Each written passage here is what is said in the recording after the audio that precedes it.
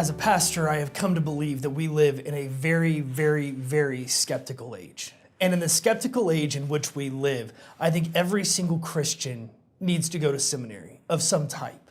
That's why 7-Minute Seminary is a helpful idea, because every single Christian has the obligation to learn and know and be able to defend God.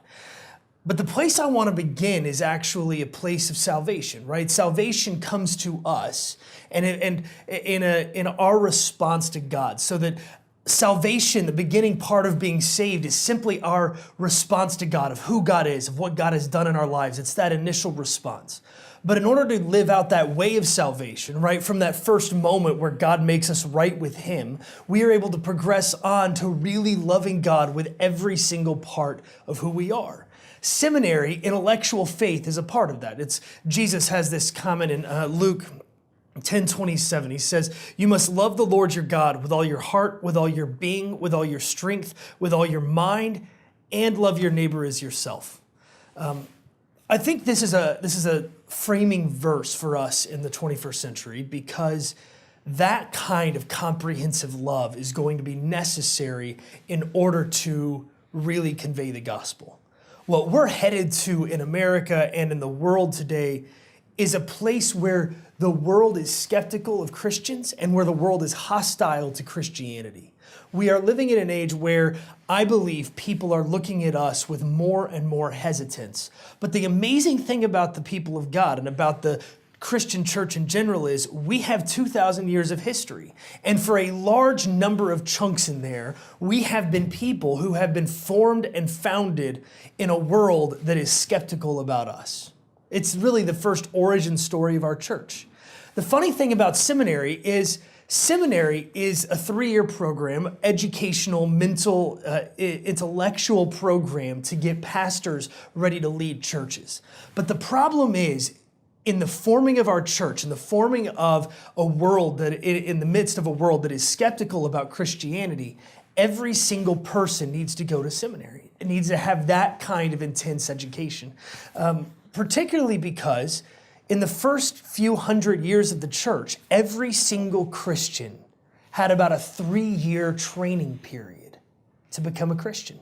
Literally a 3-year educational system. What has happened in the church is over the last 2,000 years, we have minimized that 3 years of education, not as what's required to be an active member of a church, but to become a clergy person. So that what we have got to do is to have enough substance to our own life of love, but also to our mind, to where we are able to be giving a defense whenever anyone asks us of it. I'm a pastor at a wealthy suburban church in Plano, Texas. And in that environment, in that place, I am constantly reminded that every single person is actually the real evangelist for the church. As a pastor, my job is to equip people to tell others about Jesus. But the problem, I think, is that we've equipped our people wrongly. We have given them short answers that don't answer any of the skepticism of our age. We tell them very simply, you just tell your neighbor that they've sinned and fallen short of the glory of God and they need Jesus. But the problem is our neighbors have question after question after question that when they ask regular church members, often they get a stammering, why don't you talk to my pastor about that? But your friends aren't asking your pastor.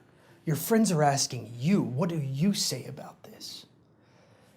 So that as we start to talk about what it means to really tell others of Jesus, we've got to have a completely different way of telling our story. My favorite way to do this happens in 1 Peter in the 3rd chapter, where it says, instead, in the 15th verse, instead, regard Christ as holy in your hearts. Whenever anyone asks you to speak of your hope, be ready to defend it.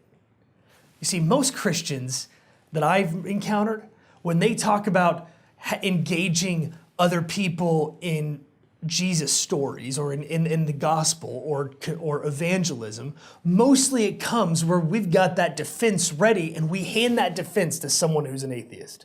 We hand that defense to somebody who doesn't quite believe in God, and we say, see, 2 + 2 = 4. Your sin, Jesus, salvation. And the problem is they didn't ask They didn't ask some random Christian. That's really not how people are saved. People are saved because they see the hope that is in you, and then you're equipped to defend it. So that as I think about my job as a pastor, my job is not to defend Jesus. Jesus is plenty capable of defending himself. My job is to live out hope and to equip the people of my church so that when they are asked about the hope that is in them, they are able, with every single part of them, with their body, with their being, with their mind, with their strength, to tell every single person that they know about the hope that is in them. People don't really care what I as a pastor think. They care about the people they know, and they say, why is it that you have hope? And we've got to have a church for the next century that's able to give a full accounting of our hope in Jesus.